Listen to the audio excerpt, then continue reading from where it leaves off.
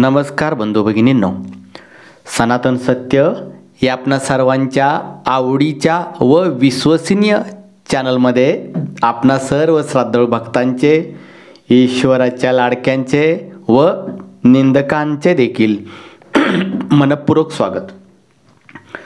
बंधू भगिनींनो, आज मी तुम्हाला हठयोगामधील किंवा योगशास्त्रातील एका दुर्मिळ विद्येविषयी संपूर्ण माहिती शिकवणार आहे।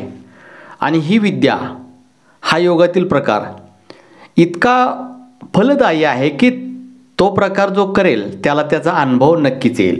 आणि हा प्रकार म्हणजे, ही विद्या म्हणजे त्राटक विद्या। हठयोगातील षटकर्मापैकी एक कर्म असून ते अत्यंत मौलिक आहे।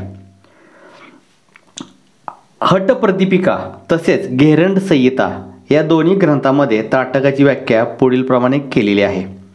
त्राटक म्हणजे एखाद्या सूक्ष्म वस्तूकडे एकटक अनिमिष नेत्रांनी अश्रुपात होईपर्यंत पाहत राहणे म्हणजे त्राटक।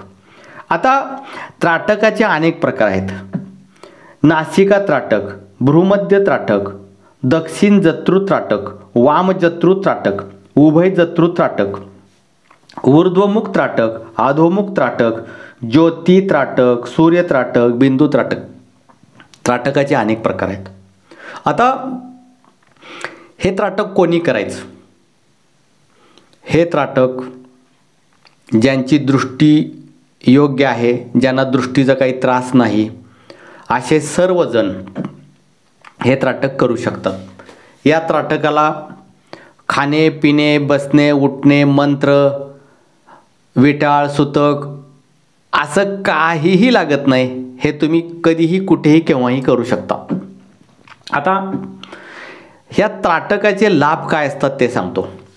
त्राटक जर सिद्ध झालं तर साधकाची एकाग्रता प्रचंड अतिप्रचंड प्रमाणात वाढते। अतिप्रचंड प्रमाणात एकाग्रता वाढते, स्मरणशक्ती वाढते। त्याबरोबर साधकाला तिन्ही काळातील म्हणजे तो त्रिकालदर्शी होऊ शकतो। अनेकांना याचे अनुभव आहेत। त्यांना बऱ्याच गोष्टी दिसायला चालू होतं, दृष्टी मोकळी होते। भूत, भविष्य आणि वर्तमान काळ यातलं सर्व काही त्याला दिसायला चालू होतं। एकाग्रता प्रचंड वाढते, मनाची शांती वाढते आणि कोणताही विषय त्याला लगेच समजून येतो, पुढे होणाऱ्या गोष्टी समजून येतात। म्हणजे त्राटकाचे अनेक लाभ आहेत। हे त्राटक स्त्री पुरुष किंवा 12-13 वर्षाच्या नंतरची मुलं, अगदी 8 वर्षापासून सुद्धा मुलं पुढची, आणि ज्याची दृष्टी व्यवस्थित आहे त्या वयापर्यंत कोणीही त्राटक करू शकतो। आता या त्राटकामध्ये अनेक प्रकार आहेत। यामध्ये काही हठयोगी असतात। हठयोगी तुम्ही हे करू नका, मी तुम्हाला करायला सांगत नाही, परंतु माझे गुरुबंधू आहेत ते सूर्य त्राटक करतात आणि हे मी पाहिलेलं आहे। आता सूर्य त्राटक म्हणजे उगवत्या आणि मावळत्या सूर्यावरती त्राटक करणं हे तर आपण ऐकलंय, परंतु ते हठयोगी आहेत आणि दुपारच्या 12च्या सूर्यावरती त्राटक करतात। सूर्य त्राटक करत असताना जास्तीत जास्त करून उगवता सूर्य मावळता सूर्य याच्यावरती त्राटक करायचं असतं। परंतु तुम्हाला माहीत असेल की जे हठयोगी लोक असतात हे हट्टाने योग करतात, मग कितीही त्रास होऊ दे। त्यामधील आपले गगनगिरी महाराज हे नाथ संप्रदायाचे जे होऊन गेले महायोगी, ते सुद्धा हठयोगी होते। त्यांनी पाण्यामध्ये बसून कितीतरी दिवस तपस्या केली होती। त्यांचे सगळे पाय माशाने खाल्ले होते, त्यांना पुन्हा चालता येत नव्हतं, असे ते हठयोगी होते। तर आपणा सर्वांसाठी सर्वात महत्त्वाचं त्राटक कोणतं असेल तर यापैकी 2 त्राटक आहेत। पहिलं बिंदू त्राटक आणि ज्योती त्राटक। हे दोन्ही बेस्ट त्राटक आहेत। यातील हे दोन्हीही त्राटक आणि उगवत्या आणि मावळत्या सूर्यावर हे तिसरंही त्राटक, ही विद्या मी पूर्ण केलेली आहे आणि याचे मला अनुभव देखील आहेत। तर आता तुम्हाला सांगतो त्राटक करताना काय करायचं आहे। एका अंधाऱ्या खोलीचा भाग निवडा, जिथं कोणत्याही प्रकारचा गोंगाट नसेल, दुर्गंध नसेल, मच्छर नसतील, तुम्हाला कोणी डिस्टर्ब करेल असं ठिकाण नसेल, स्वच्छ सुंदर असे रूम निवडा। तिथे लाईट घालवल्यानंतर काळोख होईल. काळोख झाल्यानंतर एक दीपक म्हणजे आपण देवापुढं जो निरंजन लावतो, एका वातीचं निरंजन घ्या. त्यामध्ये तूप किंवा तिळाचे तेल किंवा मोहरीचे तेल हे तीनच घटक वापरून दिवा लावायचा आहे. म्हणजे एकतर तुम्ही तूप वापरू शकता, नाहीतर मोहरीचे तेल वापरू शकता, नाहीतर तिळाचे तेल वापरू शकता. पण जे लोक मेणबत्तीवरती त्राटक करतात हे मला मान्य नाही. त्यातून जो कार्बन डायऑक्साईड म्हणजे बाहेर पडतो, म्हणजे त्यातून एक विषारी वायू बाहेर पडत असतो, ते मेन जे असतं ते अशुद्ध असतं. म्हणून त्राटक करत असताना या तिन्ही तेलांचा दिवा लावा. दिवा लावल्यानंतर सर्वप्रथम तुम्ही ताट बसायचं आहे. जसं योग करताना ताट बसताना पाठीचा मणका ताट करून, आणि ताट केल्यानंतर समोर सरळ रेषेत दृष्टी टाका. जिथं तुमची बरोबर सरळ रेषेत दृष्टी जाईल, बरोबर तितक्या उंचीवरती त्या निरंजनाची ज्योत आली पाहिजे. असं खाली चढावरती उंचावरती काहीतरी ठेवा. सर्वसाधारण 2.5-3 फुटावरती आपल्या डोळ्याची नजर सरळ जात असते. आणि तुमच्यापासून कमीत कमी 3 ते 4 फूट अंतरावरती तो निरंजन, तो दिवा ठेवा. उंचीवर ठेवा की तुमची नजर सरळ रेषेत तिथं पडली पाहिजे. आणि सर्वात महत्त्वाचं, ज्योती त्राटक करताना एक प्रॉब्लेम येतो. तो प्रॉब्लेम म्हणजे ज्योतीला हवा लागल्यानंतर ज्योत हालत राहते. आता ज्योत हालत राहिल्यानंतर आपली दृष्टी स्थिर राहत नाही. म्हणून ज्योती त्राटक करताना एकतर बाजूनं काचेचं, कंदिलाला जशी काच असते ना तशी काच मिळते. जर तुम्हाला मिळाले तर अतिशय चांगलं होईल. कडेने घ्या, मध्ये लावा, ज्योत हालू देऊ नका. आणि त्राटक करण्यापूर्वी काय करायचं आहे, घड्याळाचे काटे ज्या दिशेने गोल फिरतात अशा डोळ्याची बुबुळ आधी गोल फिरवा. त्यानंतर घड्याळाच्या काट्याच्या उलट्या दिशेने पण बुबुळ गोल फिरवा.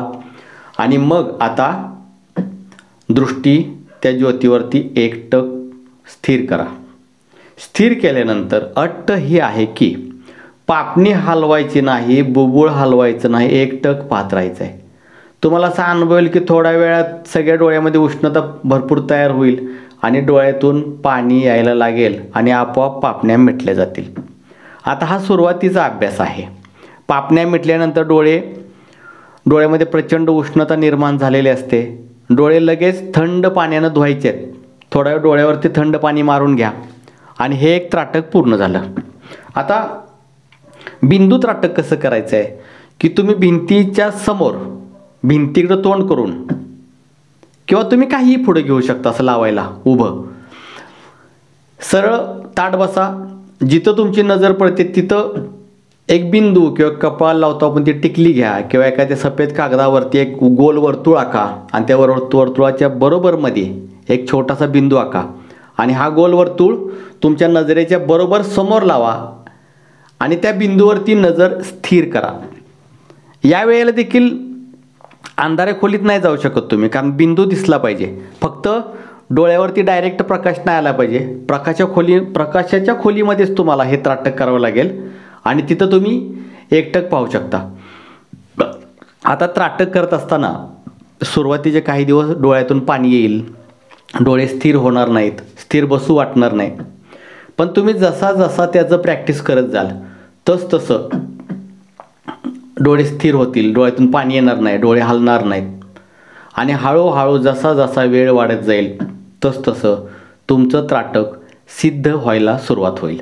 आता पहिला प्रश्न की त्राटक किती वेळ करायचं, याची वेळ सांगता येणार नाही. तुमच्या डोळ्यातून पाणी आल्यानंतर, तुमची पापणी हलल्यानंतर किंवा डोळा मिटल्यानंतर तुमचं त्राटक पूर्ण झालं. आता दररोज जर करत गेला तुम्ही तर हळूहळू वेळ वाढत जाईल, पाणी येणं बंद होईल आणि एकटक त्या बिंदूकडे किंवा ज्योतीकडे पाहत असताना त्राटक सिद्ध झालं कसं म्हणायचं. तर सुरुवातीला असं होतं की पुढचा बिंदू नष्ट होऊन जातो, पुढची ज्योत नष्ट होऊन जाते आणि तिथे एक प्रकाश किंवा ब्लँक सगळं होतं. तुम्ही कुठं बसलाय, काय बसलाय काही कळत नाही, डोळे तर उघडच आहेत, काही कळत नाही. किंवा तिथं वेगवेगळ्या चमत्कारिक आकृत्या दिसतात किंवा तुमच्या इष्टदैवताचं दर्शन होतं. असं झालं की हळूहळू त्राटक सिद्ध होत चाललंय असं म्हणायचं. आणि दुसरा एक विषय तुम्हाला मागाशी सांगायचा राहिला की ज्यावेळेला तुमच्या डोळ्यातून पाणी येईल आणि आता त्राटक संपलं असं वाटेल, त्यावेळेला डोळे बंद करून घ्या, ताठ बसा आणि डोळे बंद केल्यानंतर तीच ज्योत, तोच बिंदू तुम्हाला दिसायला चालू होईल आणि तो तुम्ही दोन्ही भुवयांच्या मध्ये पहा. मगाशी तुम्ही जी ज्योत पाहिली, जो बिंदू पाहिला, तो वेगवेगळ्या रंगामध्ये तुम्हाला डोळ्यापुढे दिसायला चालू होईल डोळे बंद करून घेतल्यानंतर. आणि ज्या वेळेला त्या डोळ्यापुढचं दिसायचं बंद होईल त्यावेळेला मग तिथून उठा, डोळे थंड पाण्याने धुवा आणि तुमच्या कामाला लागा. आता त्राटक किती वेळा करायचं, तर सर्वसाधारणपणे माझ्या अनुभवानुसार त्राटक हे दिवसातून एकदाच करा. ते वारंवार केलं तर डोळ्यावरती भरपूर ताण येईल आणि त्याचे काहीतरी इजा होतील. दिवसातून एकदाच करा, कोणत्याही वेळेला करा, त्याचे काही अडचणी नाहीत. आणि हे त्राटक असं करत राहिला तुम्ही तर तुम्हाला त्याचे खूप दिव्य अनुभव येतील, दिव्य. आणि हे तुम्ही मला कमेंट्समध्ये नक्की सांगा. तुम्हाला आलेला अनुभव मला सांगत राहा, शेअर करा. त्याचबरोबर तुम्हाला आणखीन काही शिकायचं असेल, काही विषय असेल तर मला नक्की सांगा. तसेच आपण दर महिन्यामध्ये ध्यान धारणा योग शिबिर आयोजित करत असतो. मी जो नंबर देतो आहे त्या नंबरवरती तुम्ही कॉन्टॅक्ट करा आणि मग तुम्हाला त्या शिबिराच्या डिटेल्स मिळतील. या शिबिरामध्ये सर्व प्रकारच्या ध्यान धारणा योग विद्या शिकवली जाते आणि बरंच काही शिकवलं जातं. तुम्ही एकदा या शिबिराला या. हे शिबिर 11 ते 5 या वेळात एकदिवसीय असतं. इथं जेवण चहा पाणी नाश्ता सर्व सोय असते. तर आता व्हिडिओ कसा वाटला हे कमेंट्समध्ये नक्की कळवा. व्हिडिओला लाईक करा.